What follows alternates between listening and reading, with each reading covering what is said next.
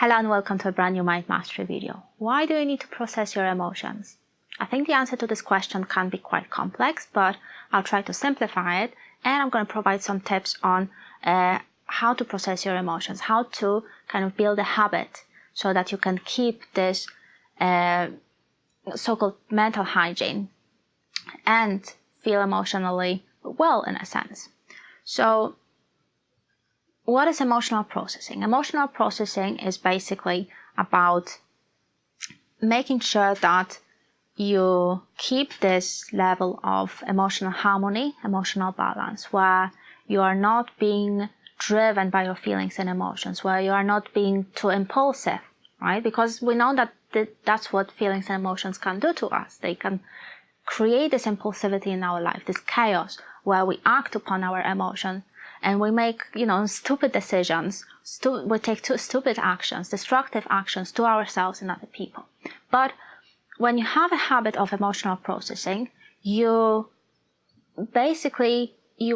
keep yourself at this neutral level, on this balance level where, you are open to different feelings and emotions, but at the same time you are able to maintain this equilibrium. So when you do create this balance, this harmony, what happens is that when feelings and emotions come in, they're going to create this sort of wave, right? So some feelings and emotions come in, right? You start experiencing different symptoms, different sensations, basically having a very different experience. But then, because you have this emotional processing routine in place, you will be able to slowly go back to this place of equilibrium and balance and harmony. I think it's very important to build these routines, to regularly check with ourselves on how our feelings and emotions are, because very often when we don't pay attention to them, we're going to start, climbing this mountain up and up and up. And many different feelings and emotions start basically piling up in ourselves, in our bodies. And if we don't have any routines, if we don't keep these emotions and feelings in check, it's going to get pretty messy. So what happens is that very often we're going to start projecting our feelings onto other people. So basically that's the problem with, attribution. Which feelings and emotions belong to me, which feelings and emotions belong to other people. And especially if you're high in empathy, you're going to be picking up these feelings and emotions from other people, which will be stored in your body, in a sense, in your mind, in your psychology. Of course, it is possible also that it is only natural that, these feelings will come in and they will naturally calm down by themselves without doing anything on our part, which is also true. But the problem with this option is that as humans, we have a tendency of maintaining different feelings and emotions on particular levels. And this is called usually ruminating.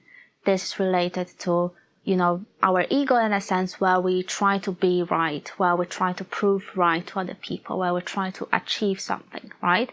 So on the mental level, we're going to start creating these different thoughts, different opinions, different ideas that maintain these particular feelings and emotions, right?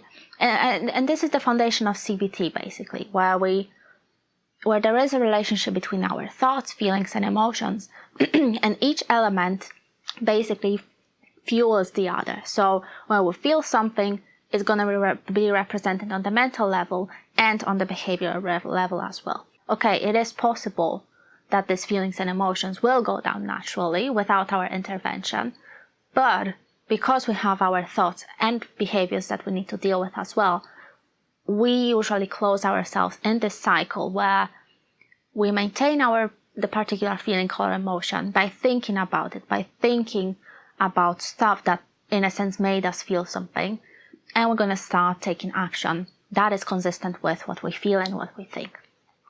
That wouldn't happen if we had the emotional processing routine in place, in check, basically. So what is emotional processing? It is fundamentally based on taking time in your life to understand what you feel, what caused these feelings, and letting go of that experience. So the routine is quite simple, where you need to simply set aside some time every day, every few days if you prefer. Even if you do it once a week, that's still going to solve a lot of problems in your life. So you need to set some time where you simply sit down with yourself and you start paying attention to what's happening within your body, on your mind, what sort of sensations are you experiencing. And a certain level of mindfulness is required for this exercise because you need to be able to observe yourself. We as humans have this tendency to go along with what we think, with what we feel. And instead of observing the patterns that we are immersed in, we simply go along with whatever is happening to us. Simply the whole idea is to observe what is happening, what sort of emotions and feelings there are. And if you are high in empathy, it also would be quite useful if you understood if these feelings and emotions that you experience are actually yours, or whether they belong to a person that is, for example, significant to you, or is it your client, or is it your family member. Because for people with high in empathy, this is what usually happens. They pick up these feelings from other people, and if they do not pay attention, they're going to start introjecting these feelings and attributing the cause to themselves rather than to other people, in a sense. So paying attention to these feelings will put you in a position where you observe the feeling as an object. So it is something that is within you. It's a part of you, essentially. But at the same time, it doesn't represent the totality of your being. It's not all that you are in that present moment. So journaling usually helps, or talking to some other person also helps. So anything that will help you to gain a clear perspective on what you are feeling and why you are feeling it, that's going to be super helpful, because you're going to understand, okay, I'm feeling some anger, I'm feeling some disappointment, maybe whatever comes up, but I know where it's coming from. I know what it's creating in my life. So this particular experience on the thought level, on the on the cognitive level, and on the behavioral level. And by understanding this whole situation, you are able to let go, because you see what it is. It doesn't take control of your experience. And then you might, for example, come to a conclusion of whether you want to act on this feeling or not, right? Sometimes feelings can motivate us to take really good action, but sometimes they can create disasters in our lives. So it's something that you need to be able to decide as well, which will come to you with experience. The more you do it, the more you practice listening to your feelings and understanding whether they are useful in that moment or not. The more you practice doing that, the more easy it's going to be to listen to your feelings in appropriate times.